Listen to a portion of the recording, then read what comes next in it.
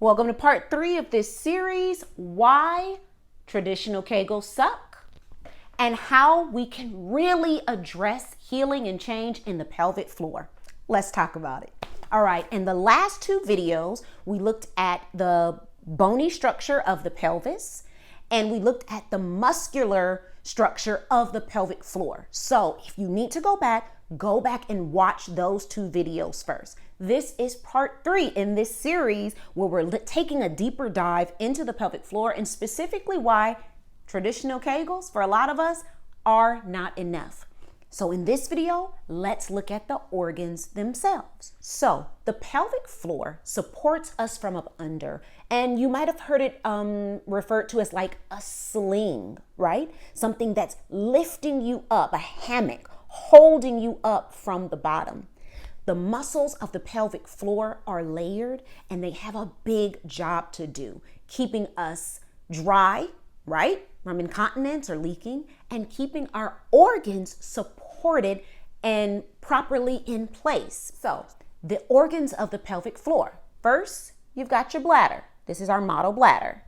Then you've got your uterus sitting right there, right there with the bladder. And then you have the rectum. And they are literally in our bodies sandwiched up like this. And the pelvic floor's job is to hold these muscles up and tight and in place so that they can work and function properly. When our pelvic floor is dysfunctional, then these organs are no longer held in their place, right? Then prolapse can occur and dysfunction and pain and all kinds of things can go wrong. Let me show you how this looks with the model pelvis. I'll be right back. Stuff is falling off my pelvis. Okay, so you remember this, our model pelvis with our pelvic floor, right? You see all of that? All of that's the pelvic floor. And it's very deep inside our bodies. This is that hammock I'm talking about, where your bladder has to fit, your uterus has to fit, and your rectum has to fit. All inside of you. Uh-oh, our rectum is sliding around. Don't do that, rectum. Stay in your place. Okay? So, the organs are in there, right? Very close to, very connected and related to one another. And what is up under these organs that needs to hold them and protect them and keep them functioning well? The muscle layers of the pelvic floor, right? The deep layers of the pelvic floor. So when we're talking about prolapse and we're talking about leaking, something like a Kegel, if you're simply being told, just squeeze and relax and squeeze like you're stopping the flow of urine.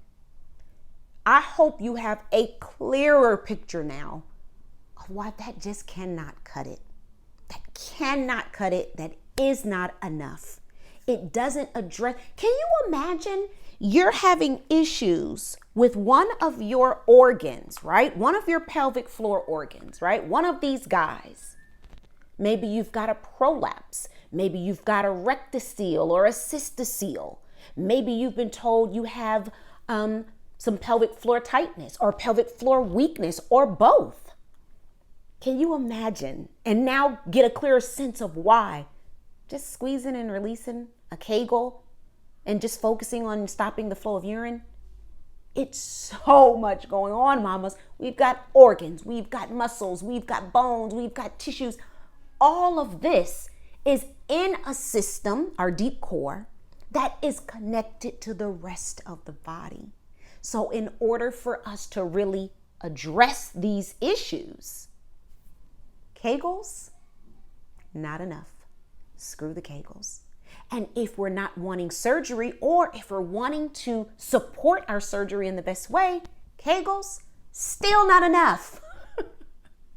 If you are liking this video so far and finding value from this, go ahead and download the free guide below this video. It's in the description. The 7 mistakes keeping your core and pelvic floor from healing and what you must do instead. I created this guide and this mini training just for you mamas. If you are having trouble with leaking or symptoms of prolapse, or you're wanting to strengthen your core and you want to get started on the right path, download it below.